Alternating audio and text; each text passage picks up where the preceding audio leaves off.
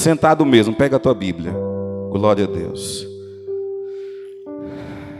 Eu quero que tu abra a tua Bíblia essa noite no Evangelho de Mateus. Evangelho de Mateus, capítulo de número 18. Evangelho de Mateus, capítulo 18. Nós vamos ler o versículo 21 em diante.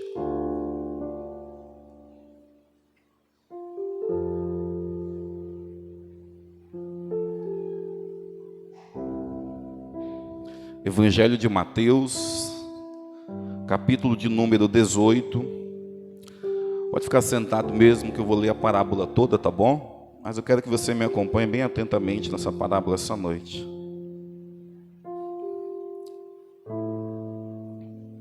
Quem encontrou, diga amém. Quem não encontrou, diga me espera, pastor. Mateus 18, nós vamos ler o versículo 21 em diante, tá bom? Vamos ler, olha só o que diz o versículo 21.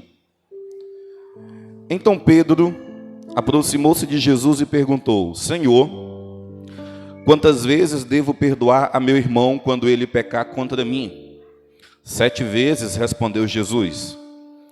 Jesus respondeu: eu lhes digo, não até 7, mas até 70 vezes 7.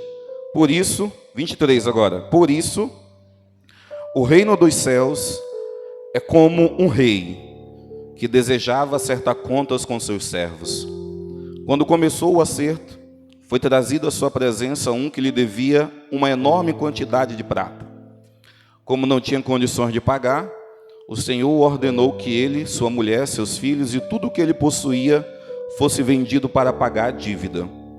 O servo prostrou-se diante dele e lhe implorou: tem paciência comigo e eu te pagarei tudo. O senhor daquele servo teve compaixão dele, cancelou a dívida e o deixou ir. Mas quando aquele servo saiu, encontrou um de seus conservos, que lhe devia 100 denários. Agarrou-lhe e começou a sufocá-lo, dizendo: pague-me o que me deve. Então o seu conservo caiu de joelhos e implorou-lhe: tenha paciência comigo e eu te pagarei. Mas ele não quis saber. Antes, saiu e mandou lançá-lo na prisão, até que pagasse a dívida. Quando os outros servos companheiros dele viram o que havia acontecido, ficaram muito tristes e foram contar ao seu senhor tudo o que havia acontecido. Então o senhor chamou o servo e disse: servo mau, cancelei toda a tua dívida porque você me implorou. Você não devia ter tido misericórdia do teu conservo como eu tive de você? Irado, seu senhor entregou aos torturadores até que pagasse tudo o que devia. Assim também fará meu Pai Celestial, se cada um de vocês não perdoar de coração a seu irmão. Glória a Deus. Só curva a tua cabeça em nome de Jesus. Espírito Santo, fala conosco essa noite. Espírito Santo, nós precisamos ouvir a tua voz. Eu me coloco apenas como um vaso, um instrumento, onde o Senhor tem toda liberdade em falar ao meu coração aquilo que o Senhor quer falar essa noite. Fala conosco, Deus, que somos a tua igreja. É isso que eu te peço, te agradeço. Em nome de Jesus. A igreja pode dizer amém para Jesus? Você pode dar um aplauso bem bonito para Jesus? Glória a Deus. Eu tenho uma palavra de Deus essa noite para a nossa vida, onde Deus nos deu um direcionamento para nós tratarmos aqui desse capítulo, dentro dessa parábola que Jesus ele contou. E eu creio que existem ensinamentos muito poderosos, essa é a verdade.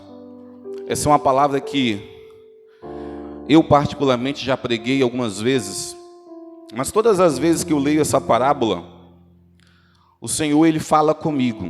O Senhor ele fala comigo. Mas eu queria dar um título para essa palavra essa noite. E o título dessa palavra que eu quero trazer para nós essa noite se chama O Poder do Perdão. Nós encontramos esse poder aqui nessa parábola do capítulo 18, do versículo 21 em diante. Pastor, o poder do perdão eu como um pastor, eu entendo uma coisa a respeito. Quando eu lido com algumas pessoas em que eu acompanho, em alguns casos, a vida de algumas pessoas, elas são travadas. Eu me deparo com pessoas, às vezes, dentro da igreja, a qual tu começa a analisar e olhar, e tu percebe que a vida da pessoa não flui como deveria fluir. Não acontecem milagres como deveria acontecer. Parece que tem algo travado na vida de alguns.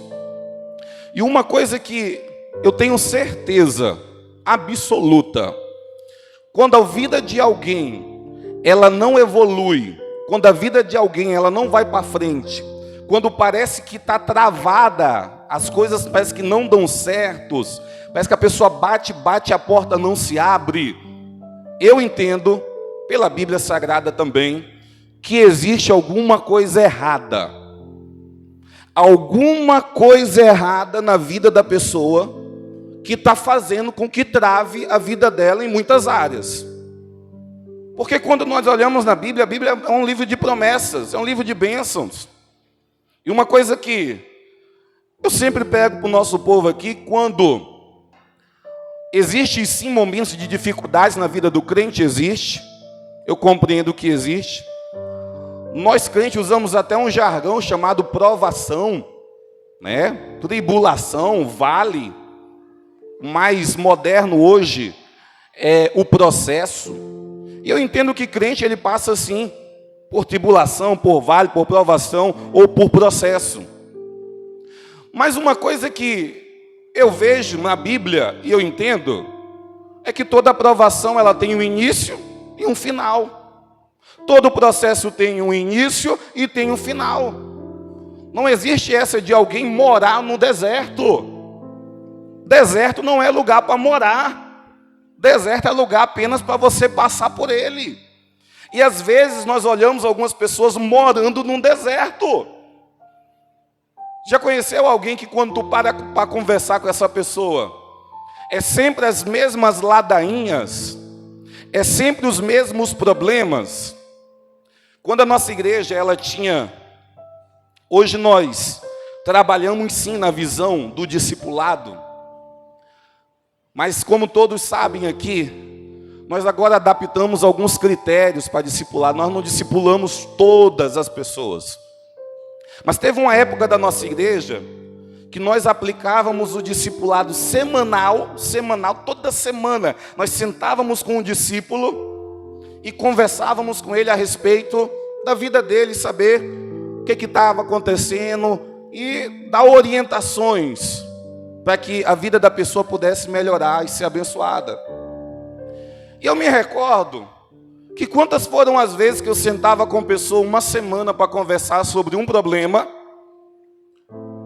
e naquela conversa nós dávamos direção para resolver aquele problema, mas quando chegava o próximo discipulado da semana seguinte, a pessoa estava com o mesmo problema que não tinha sido resolvido. Eu quero que nós possamos compreender nessa noite no nome do Senhor Jesus. Não dá para nós ficarmos com um problema a vida toda. Não dá para a nossa vida ela ser uma vida que ela funciona sem graxa, funciona com dificuldade. Não dá. Porque até mesmo quando você olha a palavra de Deus, a Bíblia fala que nós somos livres. Existe liberdade no povo de Deus. Existe liberdade em fluir em todas as áreas no povo de Deus. É claro que eu não vou aqui me ater e vou falar para você que alguém que tem uma vida travada é porque ela falta liberar perdão.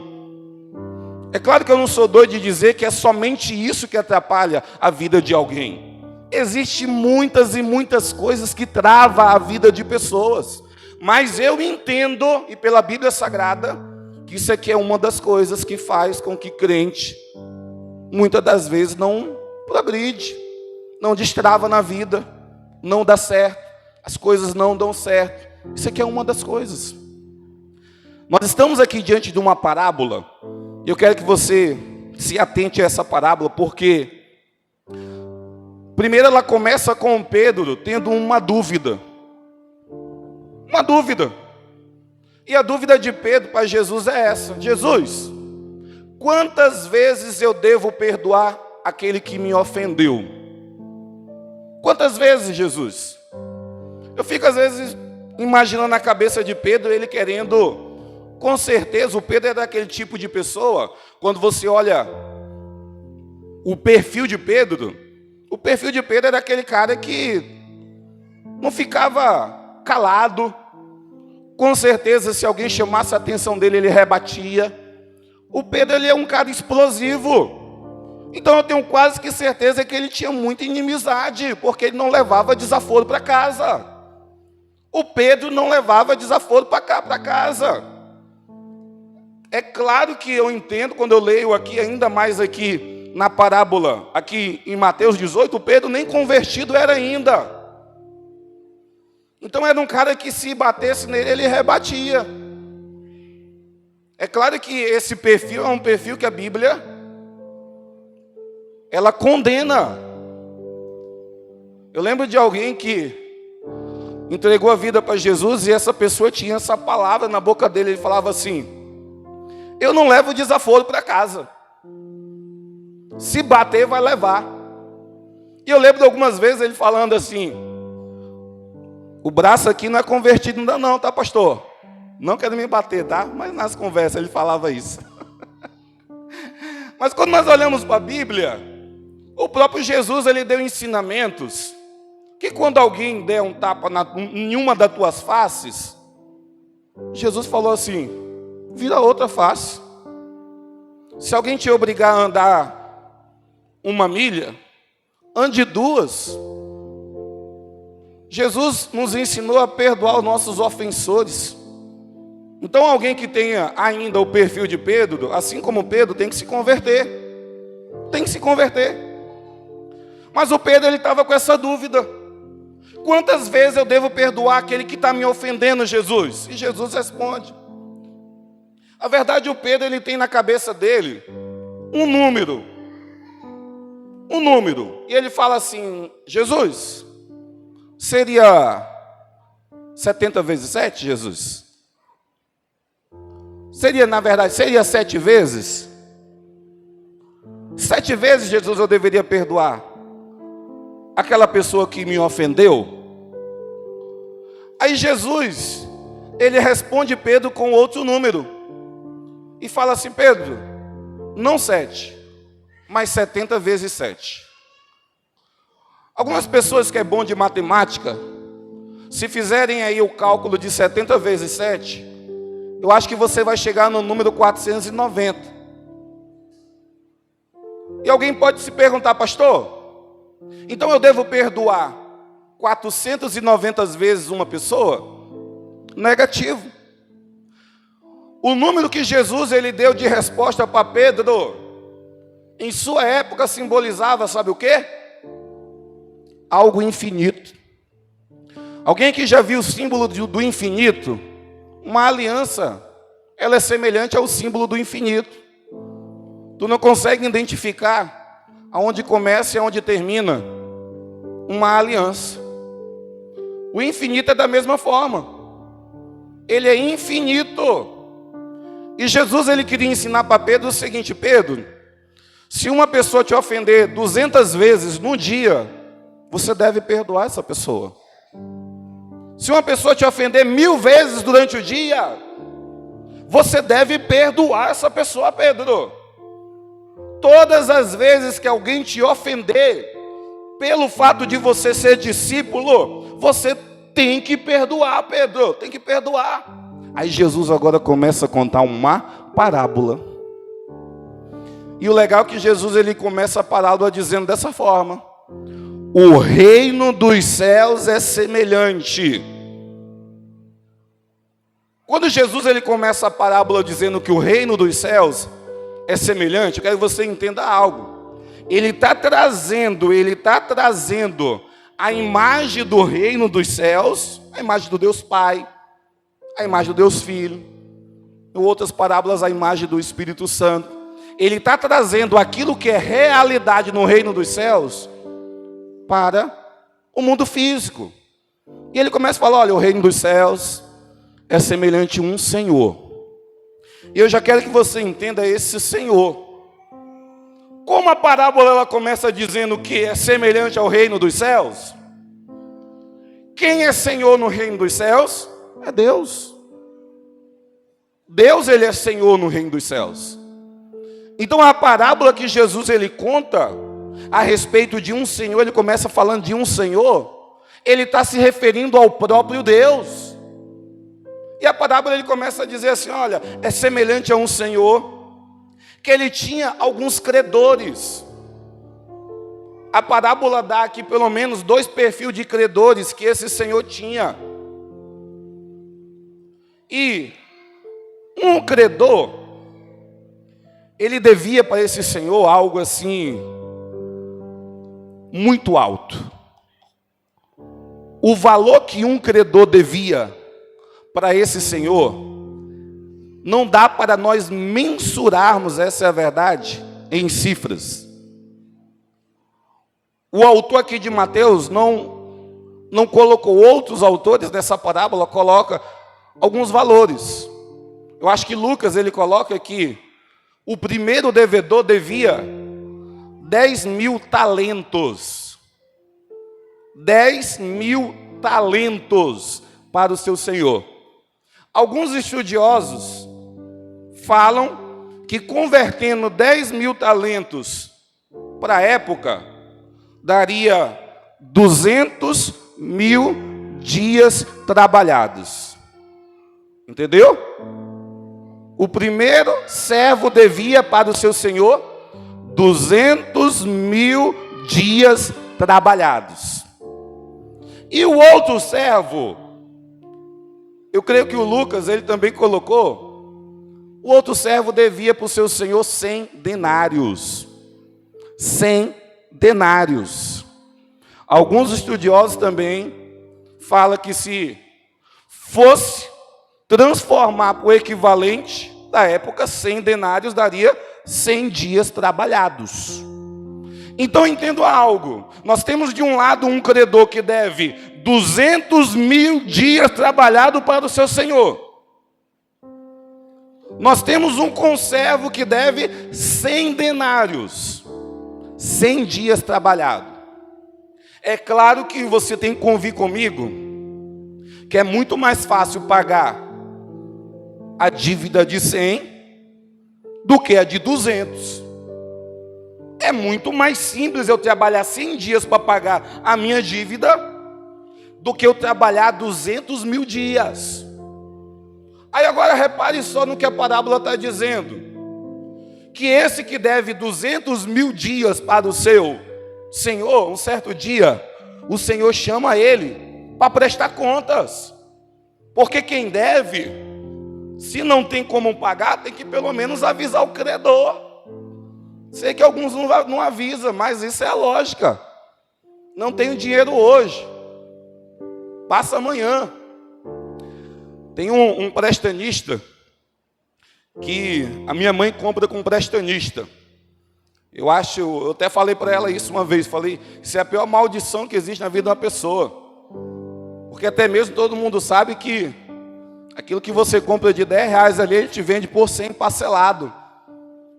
10 parcelas de 10. Na primeira parcela tu já paga o objeto e as outras ele só vai ganhar como lucro. E às vezes eu até brinco com ela, porque sem brincadeira nenhuma, já tem quase uns 10 anos que aquele prestanista diariamente vai lá bater na porta dela, cobrando, porque ela só fica comprando. Aí às vezes não tem dinheiro para pagar tudo, dá um pouquinho aqui, e ele sempre aceita. Mas eu quero que você entenda algo essa noite, que a pior coisa que pode existir na vida de uma pessoa, sabe o que é?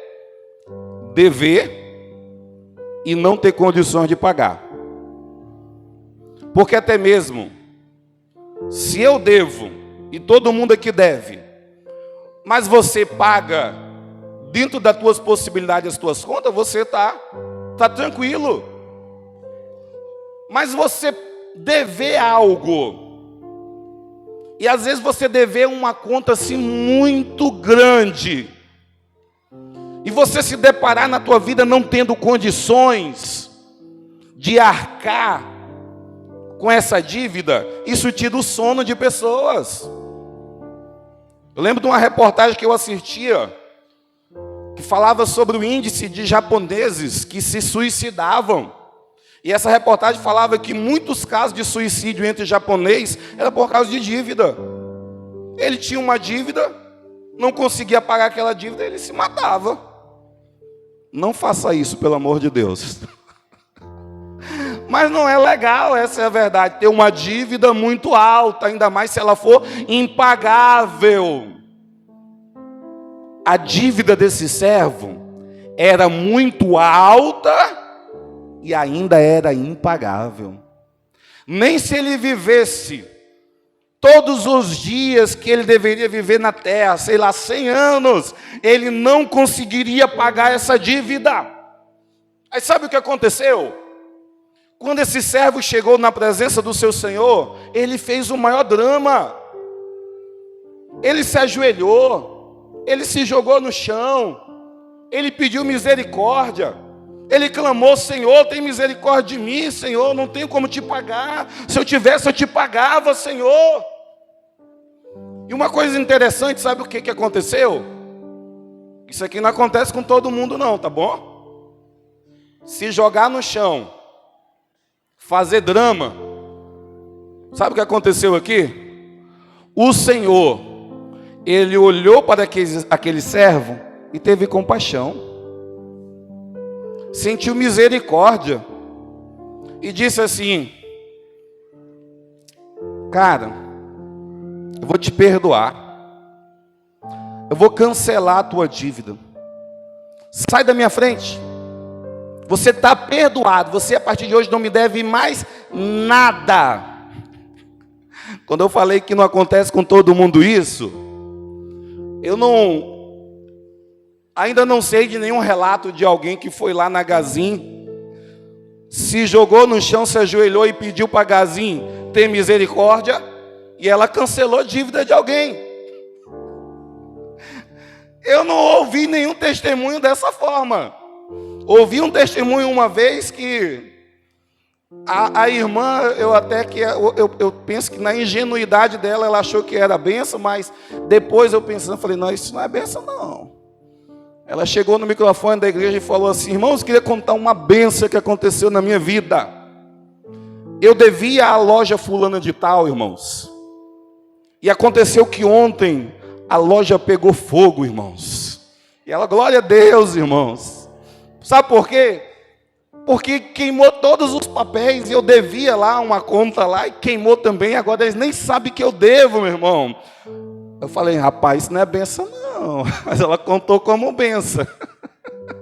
Mas ainda não vi nenhum credor perdoando nenhum devedor, ainda mais dessa forma, ainda mais uma dívida tão alta. Se fosse uma dívida pequena, até nós podemos entender, não ia fazer diferença nenhuma. Mas uma dívida alta, alguém perdoar? Esse Senhor perdoou. Esse Senhor, Ele perdoou. Aí sabe o que aconteceu? Só para você aqui imaginar a cena. Ele sai todo feliz do palácio daquele Senhor. Ele sai todo alegre, como qualquer pessoa que foi perdoado de uma dívida muito grande. E a Bíblia narra essa história aqui, falando que quando ele sai na rua, todo feliz, rindo à toa, ele avista um conservo dele, alguém que era servo dele. E quando ele olha aquele homem, ele lembra: rapaz, esse cara me deve. Rapaz, esse cara me deve 100 denários. Lembra que ele tinha acabado de sair do palácio do seu senhor e tinha sido perdoado uma dívida muito alta. Lembra disso? Mas na hora que ele viu aquele conservo no meio da rua, ele lá lembrou que ele num dia tinha sido perdoado. Sabe o que ele fez? ele avançou no pescoço daquele conservo dele, deu uma gravata, derrubou no chão e começou a fazer um escândalo no meio da rua. As palavras que ele usava era essa: paga o que tu me deve. Tu me deve 100 denários. Se tu não pagar, eu vou te colocar na prisão. Olha o barraco que ele está fazendo agora no meio da rua. A Bíblia narra a história que outros servos do Senhor estavam ali olhando aquela presepada e sabiam que ele tinha acabado de sair do palácio do Senhor perdoado. Quando aqueles outros servos olharam aquela cena, quer saber de uma coisa? Vou contar para o Senhor. Sempre existe alguém para dedurar. Sabia que sempre existe alguém para falar aquilo que tu faz? Uma coisa que eu entendo sobre crente: não tente fazer nada errado. Se você for crente, não tente fazer nada errado. Sabe por quê? Porque vão descobrir. O ímpio, ele pode fazer 1000 coisas erradas e às vezes ninguém descobre o que o ímpio fez. Mas se você fizer, vão descobrir. Pode ter certeza disso. Se você fizer algo, vão descobrir. O ímpio pode enriquecer com coisa ilícita. Se tu mexer com coisa ilícita, você vai ser preso. Sempre é dessa forma. O crente parece que ele é perseguido. Todo mundo faz coisa errada, mas se você fizer, as coisas sobram para você. Então, não faça nada errado que alguém sempre vai ver, tá bom? Não faça. Esse camarada tinha pessoas vendo. E pessoas foram lá contar para o Senhor. Sabe qual foi a reação do Senhor? Ele ficou furioso. Ficou brabo. E de imediato ele mandou agora os seus soldados, seus verdugos, irem até a rua e trazerem novamente aquele servo à sua presença. A Bíblia fala que quando aquele servo chega novamente na presença do seu Senhor, o Senhor começa um diálogo com ele, fala: rapaz, eu não te perdoei. Agorinha tu acabou de sair da minha presença e eu não te perdoei uma dívida aí impagável, cara. Tu se humilhou, tu se ajoelhou, eu senti misericórdia e compaixão de você e te perdoei aquilo que tu me devia. Tu não poderia fazer a mesma coisa que eu fiz por você com aquele teu conservo que você encontrou lá na rua? Bateu, estrangulou ele, falou que se ele não te pagasse, você ia lançá-lo na prisão, e eu ouvi falar que é só 100 denários que ele te deve. Eu te perdoei 200.000 dias trabalhado. Por que você não poderia perdoar 100 dias trabalhados daquele teu conservo?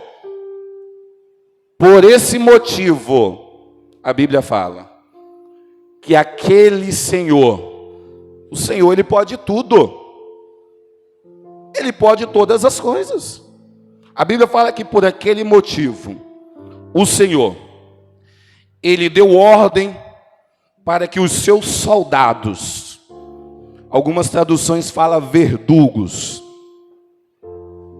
O que quer dizer isso é a mesma coisa que torturadores. Pegassem aquele servo e lançaram ele dentro da prisão. Entenda, o Senhor deu ordem para que os seus soldados pegassem aquele servo e lançassem ele dentro da prisão. E a ordem foi essa: só vai sair daí quando me pagar agora o último centavo. Vai ficar preso agora. A tradução que usa torturadores nos dá a impressão e a imagem do que não é somente ficar dentro de uma cela, não. Ele ia estar preso dentro de uma célula, mas continuamente ele seria torturado. Ele ia sofrer, e enquanto ele não pagasse o último centavo, ele não, na verdade, ele nunca ia mais sair daí.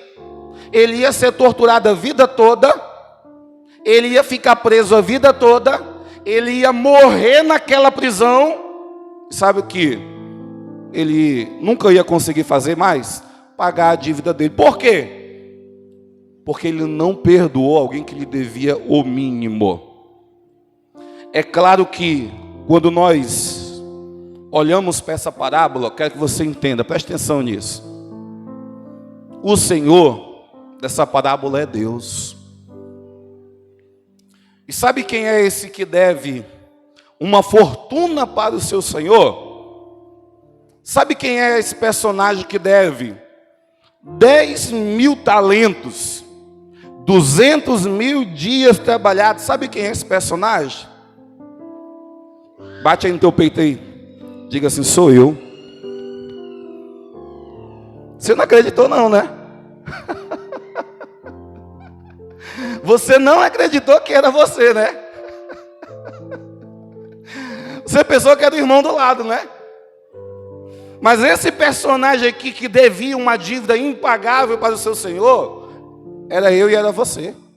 Sabia disso? E que se não fosse a compaixão e o perdão desse Senhor, nós hoje ainda viveríamos presos e alguns já presos na prisão chamada inferno por toda a eternidade. Porque eu quero que você entenda algo, já vou aqui decifrar essa parábola para você. Ela está falando sobre o perdão de Deus, primeiro, para a vida do maior pecador que existe nessa terra. E eu não sei você, mas se nós fôssemos aqui competir quem é mais pecador, eu me colocaria como o maior pecador aqui dentro dessa igreja. É claro que o meu irmão que está sentado aí também teria consciência de se colocar também como o maior pecador. Não existe essa de eu olhar aqui e falar assim, não, aquele ali peca mais que eu, não. O apóstolo Paulo, homem que fez algo extraordinário no reino dos céus, teve visões que você nunca teve, teve revelações e intimidade com Deus que muitos aqui, eu também nunca tive. E um homem daquele, quando ele vai se colocar em lugar de pecador, ele fala, eu, apóstolo Paulo, sou o maior pecador. Se aquele homem está falando que é o maior pecador, imagine eu. Não chego nem aos pés dele. Então a realidade de hoje, sabe o que é? É que todos nós somos os maiores pecadores que já existem na história. Nós somos os maiores. E olha só o que Deus ele fez comigo e com você. Ele perdoou todos os nossos pecados. Ele anulou a dívida que eu e você tínhamos com o pecado. Você consegue entender a dimensão do perdão que Deus ele liberou sobre a tua vida? Você consegue compreender, dimensionar? Porque eu não sei se você sabe, mas eu quero te lembrar.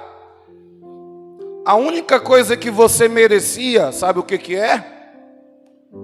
O inferno. Que palavra dura, pastor. Mas é a verdade. A única coisa que o ser humano ele merecia por merecimento. Sabe o que é merecimento? É quando você faz algo e merece aquilo. Ninguém aqui fez algo para merecer ser salvo. Ninguém aqui, seja a pessoa mais boa que for aqui no nosso meio, por merecimento você não merecia ser salvo. A única coisa que eu e você merecíamos, sabe o que é? Condenação. Todos nós merecíamos ser condenados. Se não fosse o perdão do Senhor sobre a nossa vida, todos nós hoje seríamos condenados a ir para o inferno. Mas o perdão ele nos alcançou. o perdão do Senhor alcançou os seus servos. A partir do momento que você se arrependeu dos teus pecados, entregou tua vida para Jesus, Jesus ele te perdoou. Um versículo da Bíblia falando sobre pecados, Deus, ele fala assim, para aquele que aceitou como Salvador, diz assim: dos teus pecados eu não lembro mais. Em outro versículo, fala que ele até mesmo lança os nossos pecados no mar do esquecimento. Deus, ele não traz ao nosso rosto o pecado do passado. Uma vez você arrependido verdadeiramente, Deus, ele não joga mais no rosto as tuas falhas. Ele perdoa e ponto final. Mas eu quero que você entenda algo agora nessa noite. Como eu e você, sendo perdoado de uma dívida tão grande, não conseguimos muitas das vezes perdoar uma dívida pequena, uma ofensa pequena que alguém faz contra nós. Como eu e você, sendo perdoado de milhões e milhões de reais, cifras milionárias, ofensas milionárias, como eu e você sendo perdoado de coisa tão grande, não conseguimos perdoar o irmãozinho que está do nosso lado, que nos ofendeu? E eu quero que você entenda algo. Existem alguns princípios na palavra de Deus.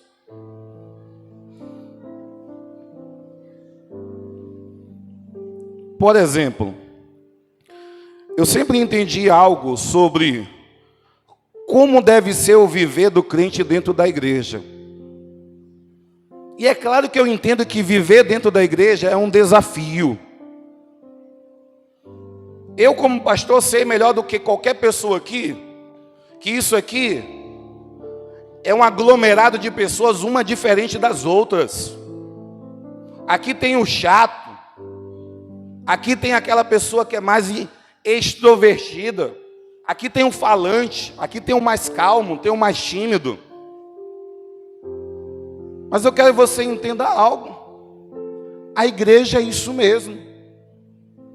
É um conjunto de pessoas com temperamento diferente. Uns que falam mais, outros que falam menos. É um lugar que eu vou ser sincero para você, não é um dos melhores lugares mais fáceis de se viver, não é. Porque aqui ninguém é robô. Todo mundo é diferente. Mas eu quero que você entenda desde já. Não pode ser o lugar melhor para se viver, porque todo mundo é diferente. Mas esse lugar é o lugar onde, se nós permanecermos, se nós aprendermos a amá-lo, é o que nos fará um dia, primeiro, irmos morar com o Senhor na glória. E na glória, aí sim, todo mundo lá vai ser parecido.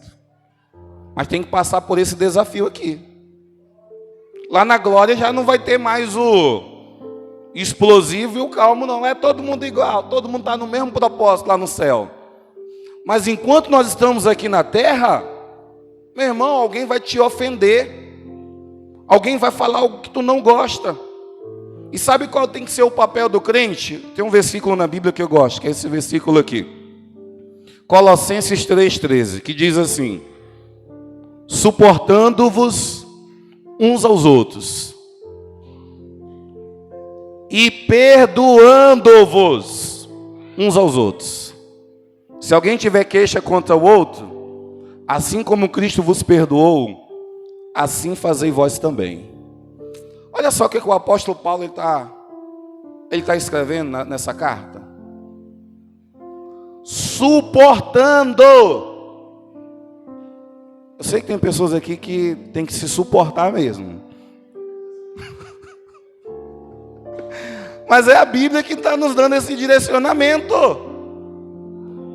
Ela está mandando nós suportar os nossos irmãos.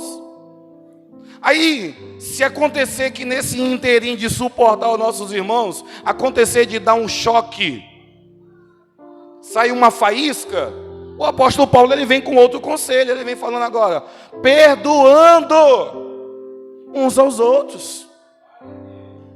É isso que a Bíblia orienta, o padrão de viver dentro da casa do Senhor. Eu suporto. Eu sei que a igreja, ainda mais aqueles que são espiritualmente mais maduros, eles se encontram uma vez ou outra, olhando para alguns, que a Bíblia dá o nome de fracos na fé, fazendo algumas coisas que não deveriam fazer, falando algumas coisas que não deveriam falar, pensando que não deveriam pensar, e às vezes nós mais maduros, a vontade que dá é de cacetar. Às vezes dá vontade de falar, cara, tu tá errado, faz a coisa que é... Não, cara, muda nisso daqui.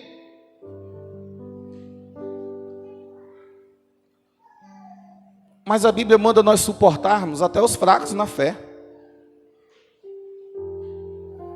Existe um texto no apóstolo Paulo dizendo assim que existe uns que fazem diferença de lua para lua. Tem uns místicos. Tem outros que fazem diferença do alimento. Agora eu que gosto de comer um porco, eu não posso ir lá naquele que faz a diferença e falar, não como porco não, que eu já vi lá na Bíblia lá que um dia um demônio entrou em porco, então vai que tem um demônio, eu estou comendo.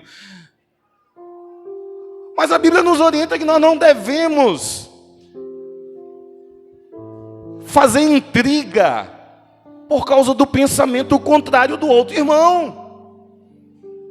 Nós não podemos fazer isso. Tu quer ver uma coisa? Nós vivemos hoje no melhor exemplo que alguém pode dar em suportar um ou outro. Nunca ninguém viu aqui eu subindo no altar e pregar sobre política. Uma coisa eu entendo, que o que tem que ser pregado pelo pastor é Jesus Cristo, é salvação. Mas eu sei que saiu brigas, faísca entre irmãos da igreja, porque um é Bolsonaro e outro é Lula. Aí alguém pode falar, ei pastor, e aí qual vai ser o seu lado? Pastor, nenhum nem outro. Eu não sou nenhum nem outro. Se eu for ter um lado, eu vou ser do lado de Jesus. Mas eu suporto quem é o Bolsonaro, eu suporto também quem é o lulista. Eu tenho que suportar, eu tenho que conviver. É um exemplo bem claro, eu não vou ficar ofendido, porque o irmão, ele pensa diferente de mim. Não, cara, tu pensa dessa forma, eu penso de outra, mas nós somos irmãos em Cristo. Nós temos aqui o mesmo pensamento em coisas centrais da Bíblia. Nós cremos em Jesus, nós cremos que nós vamos morar no céu, nós cremos no Espírito Santo. Opa, se essas coisas centrais da Bíblia nós concordamos, as supérfluas, as outras, meu irmão, eu aceito o que tu pensa, você aceita o que eu penso, nós concordamos naquilo que é central da Bíblia. Está aqui, o apóstolo Paulo orientando nós a suportar. Existe uma ilustração que foi uma das melhores que eu já li, já ouvi sobre o que é viver dentro da igreja.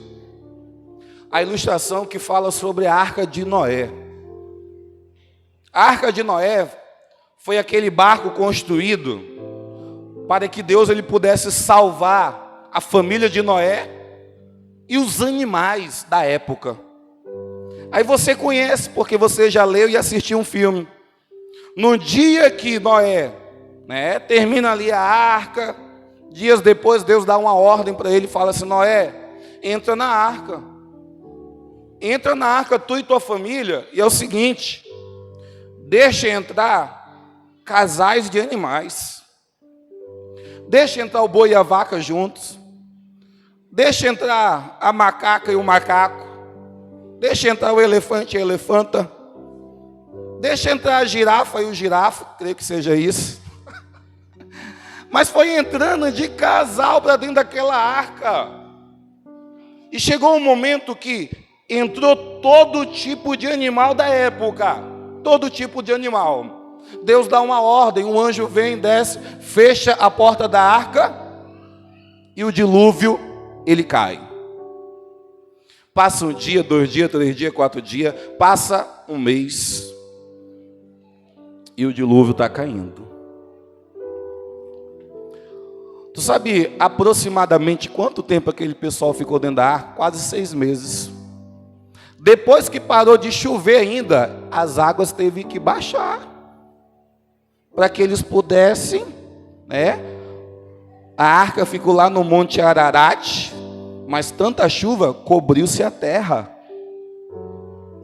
Eu te pergunto nessa noite, dentro daquela arca, com aquele monte de animal, fazendo todas as suas necessidades regularmente, não tendo banheiro para que o elefante pudesse usar, ele fazia aonde ele estava. Não tendo banheiro para que o leão pudesse usar, ele fazendo a sua necessidade aonde ele estava.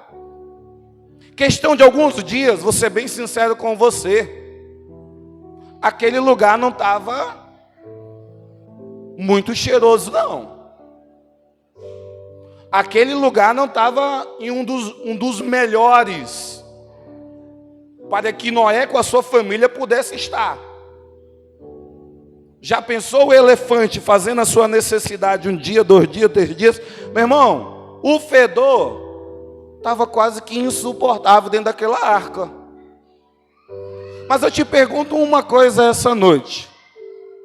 Qual era o melhor lugar para que Noé e a sua família pudessem estar naquele momento? Dentro da arca, juntamente com os animais, fazendo todas as suas necessidades e cheirando o mal, ou lá fora, aonde o odor era muito pior, porque lá fora era corpos humanos em fase de se decompondo. Quase que eu falo uma palavra, mas eu pensei, não vou conseguir falar essa palavra toda. Se decompondo lá fora, corpos boiando, e todos mortos. Tu sabe qual era o melhor lugar para Noé e sua família estar naquele momento? Mesmo fedendo, mesmo um odor, mesmo suportando o leão, suportando o elefante, suportando todos aqueles animais, o melhor lugar para Noé e sua família estar era dentro da arca, não era lá fora. Lá fora, se ele tivesse, ele estaria morto. Lá fora, todos que estão lá fora, isso é palavra de Deus, que não tiveram ainda um novo nascimento, que é entregar a vida para Jesus, todos, pela palavra de Deus, estão mortos. Aquele espírito, aquele fôlego de vida que o Senhor soprou na vida de todos têm um espírito, que é o sopro de Deus. Mas quando nós olhamos na Bíblia, nós entendemos que esse espírito, ele pode estar vivo. Um espírito vivo é um espírito que nasce. Ele entrega a vida para Jesus, e o espírito, o sopro de vida de Deus, dentro de nós, ele fica vivo, porque é o espírito que faz conexão com Deus. O Espírito Santo, ele habita no nosso espírito. Agora, as pessoas lá fora têm também espírito, porque estão andando, mas o espírito deles estão mortos, adormecidos. Seria a mesma coisa que falar que alguém que não tem Jesus, ele é um zumbi. Ele anda, ele às vezes fala, ele toca algumas coisas, mas por dentro essas pessoas estão mortas.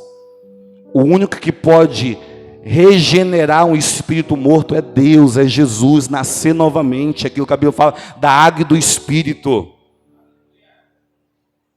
Lá fora, todos estão mortos. Eu não sei se você sabe, mas a Bíblia ela fala que o salário do pecado é a morte. Mas quando a Bíblia fala sobre esse salário que é a morte, Jesus ele não está se referindo a uma morte normal e comum, mas Jesus está se referindo à morte eterna da alma da pessoa. Um certo dia Jesus ele falou para algumas pessoas dizendo dessa forma: vocês têm medo daquele que pode matar o corpo?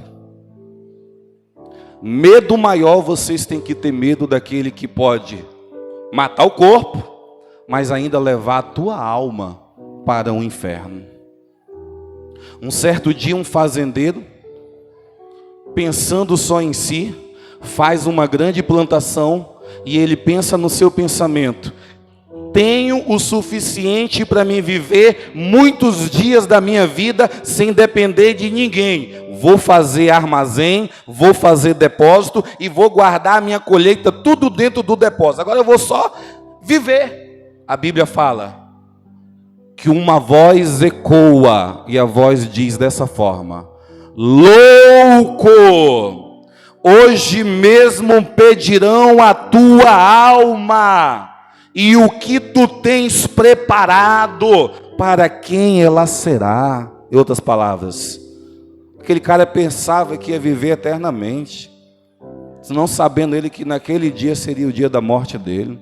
E alguém que morre sem Jesus, que eu vou te falar algo bem sério com você aqui. Você pode não aceitar Jesus. Você pode viver uma vida sem Jesus. Pastor, dá para viver uma vida sem Jesus? Dá, tem um monte de gente vivendo lá fora. Tem alguns vivendo até dentro da igreja.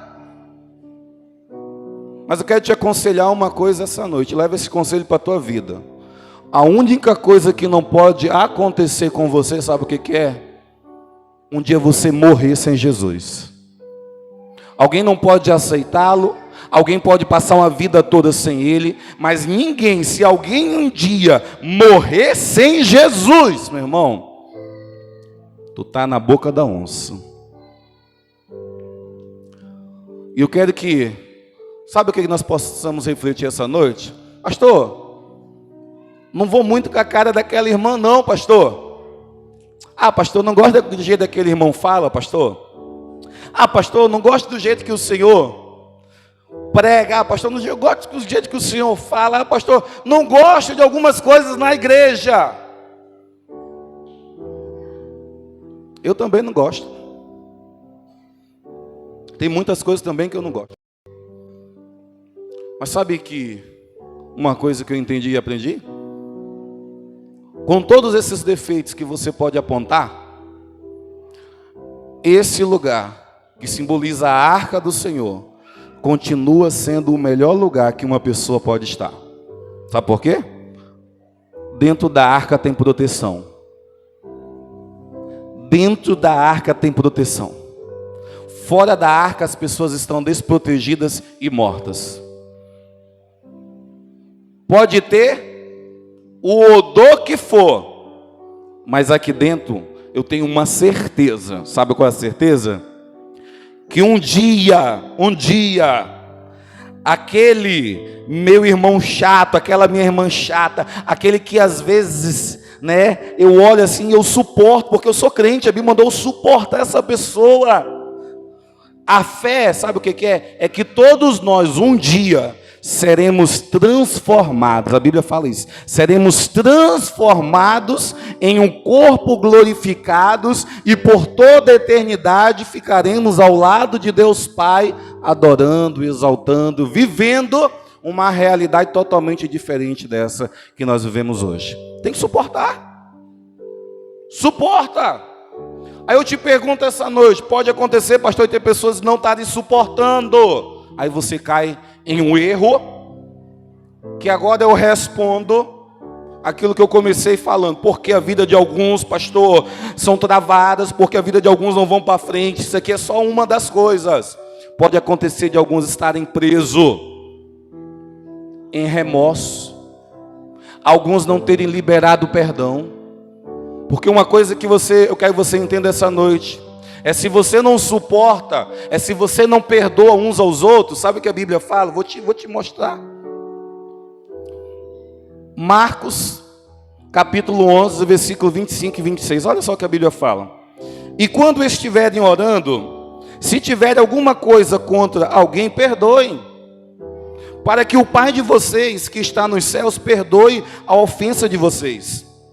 Mas se vocês não perdoarem, também o Pai de vocês, que está nos céus, não perdoará as suas ofensas. Em outras palavras, aquele que decide não suportar, aquele que decide não perdoar, aquele que decide guardar no seu coração ressentimento contra algum irmão, pela Bíblia Sagrada, você está preso dentro de uma prisão, onde existem os torturadores, continuamente te torturando, e aquele que não perdoa não é salvo.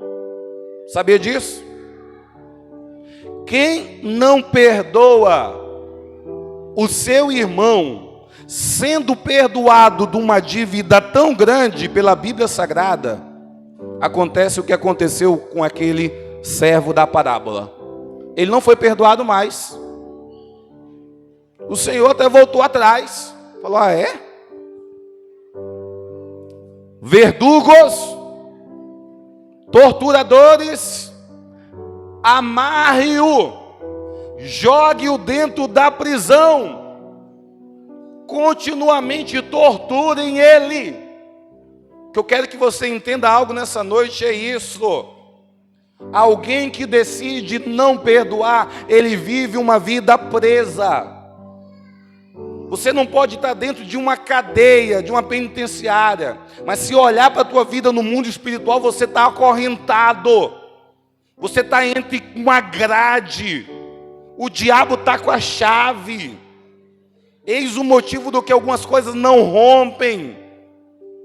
E uma coisa que eu sempre entendi, uma pessoa que te ofendeu, vou ser bem sincero contigo aqui, pode acontecer dela estar dormindo, sorrindo, se alegrando, e você que guardou o sentimento, guardou o remorso, não foi nem você que fez o erro não, tá? Foi a pessoa. E a pessoa está rindo à toa. Eu tinha um vídeo para passar aqui, não consegui.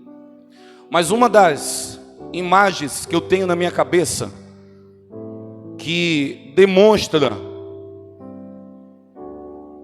o símbolo de maior perdão que uma pessoa pode ter, é de uma mãe. Eu estava uma vez vendo essa reportagem. Uma mãe, o câmera filmando. Essa mãe está na delegacia, frente a frente, com o rapaz que tinha matado o filho dela. E essa reportagem começa, essa mãe frente a frente com esse rapaz, e essa mãe pega no rosto daquele assassino e fala assim: eu te perdoo por você ter tirado a vida do meu filho. Eu te perdoo. Falei, meu Deus, tem que ser crente. O rapaz tinha acabado de tirar a vida do filho dela, e ela, serva do Senhor, pegou no rosto do rapaz, do assassino, e falou assim: eu te perdoo. Sabe uma coisa que eu tenho certeza que aquela mãe sabia? É que aquele rapaz, ele poderia ficar 7, 8 anos pelo crime que ele tinha cometido, e ia chegar um dia que ele ia ser livre. Agora ela, se não liberasse perdão para ele, ela ia passar uma vida toda presa. Ela ia passar uma vida toda presa no mundo espiritual. O rapaz com 7 anos seria livre, ela não, ia morrer presa se não liberasse perdão. É isso que está acontecendo na vida de crente. Tem alguns definhando, tem alguns batendo e a porta não está se abrindo. A Bíblia fala que a porta vai se abrir, mas a porta não abre. Aí tu pergunta, pastor, o que é? Raiz de amargura. E às vezes é pequena. Vou te falar a verdade, não existe aqui alguém que ofendeu de uma forma grande. Não, a Bíblia dá respaldo aqui. O que o servo não perdoou foi a dívida pequena. É 100 denários. Existem pessoas presas a coisas pequenas. Existem pessoas com a vida travada em coisas pequenas. E se essas pessoas não liberarem, porque eu quero que você entenda algo essa noite, pode haver o teu interior, pode se comportar da forma que for quando você vê aquele que te ofendeu. E eu vou até dar aqui uma receita para aqueles que falam assim: pastor, perdoei ou não perdoei? É simples. Quando você vê aquela pessoa que te ofendeu, algo dentro de você remói, você se sente assim meio mal, você não consegue sentar de um lado daquele que te ofendeu. Se você não conseguir, porque algo interiormente contigo, quando você viu algo, veio dentro de você assim e começou a remoer. E você pode falar: pastor, mas já falei para Deus que eu perdoo. Mas se esse sentimento, se isso dentro de você remoeu, eu te respondo: você não perdoa ainda. Você não precisa conviver com o ofensor, mas você não precisa sentir mais nada. Você pode sentar do lado a lado daquele que te fez um mal terrível, mas você não vai sentir nada no teu coração pela vida daquela pessoa. Agora, se você não suporta, se você não consegue estar perto, se você não consegue participar do mesmo ambiente que aquela pessoa está, sem sentir alguma coisa remoendo dentro de você, é sinal que você ainda não perdoou. Precisa ser lançado na cruz de Cristo. Precisa ser lançado. Porque senão, sabe o que vai acontecer? Você vai ficar preso. E o legal é que um dia eu estava lendo sobre o assunto e eu descobri que muitas doenças no corpo são geradas pela falta de perdão.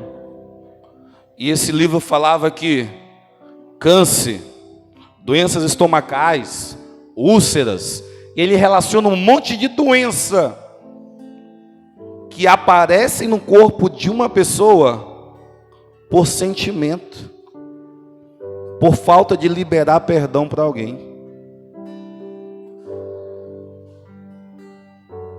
A falta de perdão só faz mal para aquele que está preso.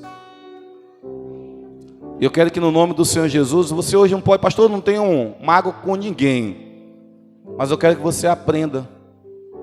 Porque se algum dia você tiver algum atrito, choque, desentendimento, lembre, você não deve guardar isso no teu coração. Porque se você guardar, o preso vai ser você. O preso vai ser você. Para terminar e concluir, o último versículo que eu quero trazer para você aqui, é que Deus ele leva tão a sério esse negócio de não perdoar, que em Mateus 5:23, até no ato de ofertar, a Bíblia fala que Deus ele não recebe quando alguém tem uma mágoa no coração contra o outro. Olha só o que diz, Mateus 5:23 diz assim: portanto, se trouxeres a tua oferta ao altar, e aí te lembrares de que teu irmão tem alguma coisa contra ti, deixa ali diante do altar a tua oferta, e vai, reconcilia-te primeiro com teu irmão, e depois vem e apresenta a tua oferta. Sabe o que eu entendo quando a Bíblia fala de oferta? É claro que aqui está usando sim a oferta alçada, a oferta de entregar para Deus recursos monetários. Mas existem referências na Bíblia de ofertas que o homem e a mulher, elas são a própria oferta. O apóstolo Paulo ele fala que nós nos entregamos a Deus como sacrifício vivo. Opa, respiro. Você tem que se entregar como sacrifício vivo. É uma oferta. Eu não sei você, mas eu não gostaria de estar em um culto e até mesmo levantar as minhas mãos para adorar o Deus grande Criador, e até mesmo eu cantar alguns louvores com a banda, mas Deus não receber aquilo que eu estou dando para Ele. É claro que eu sei que Deus ele não recebe aquilo que todas as pessoas dentro da igreja estão entregando para Ele. Porque eu sei que tem alguns que estão entregando coisas que não valem nada. E o Deus da minha Bíblia, pelo menos da minha aqui, ó, é um Deus que fala que se for para entregar qualquer coisa para Ele, Ele não aceita. O maior exemplo de adorador, ofertante, o homem segundo o coração de Deus, chamado Davi na Bíblia, ele cita um verso na Bíblia, saiu da boca dele essa palavra, ele diz assim: não oferecerei ao meu Deus algo que não me custe nada. Ele falou isso: eu não vou oferecer algo que não me custe nada. E Deus não recebe essa adoração falsa. Deus não recebe aquilo que não custa nada. E Deus não recebe daqueles que têm algo no seu coração. Será que não daria para hoje você ter uma maturidade, um discernimento para entender que a tua vida ela tem que ir para frente? Será que você deveria ter uma maturidade para entender que é você que está perdendo de coisas acontecendo na tua vida? Você poderia estar em outro nível. Você poderia estar tomando posse de coisas que você não tem ainda. Você poderia estar vivendo outra vida hoje, se você tivesse decidido perdoar. Perdão é uma decisão. Se eu decido perdoar, eu vivo aquilo que Deus ele tem para a minha vida. Eu quero que Deus ele possa subir nível de pessoas aqui essa noite, tá bom? Eu quero que você viva aquilo que você não viveu ainda. E se porventura é isso aqui que está te atrapalhando, joga sobre a cruz esse ressentimento. E se for isso daqui, só isso daqui, se prepare para viver o melhor de Deus amanhã sobre a tua vida, tá bom? Se prepare. Se for só isso daqui. Se tiver mais alguma coisinha aí, tem que se tirar também, tá bom? Fique de pé essa noite, em nome de Jesus.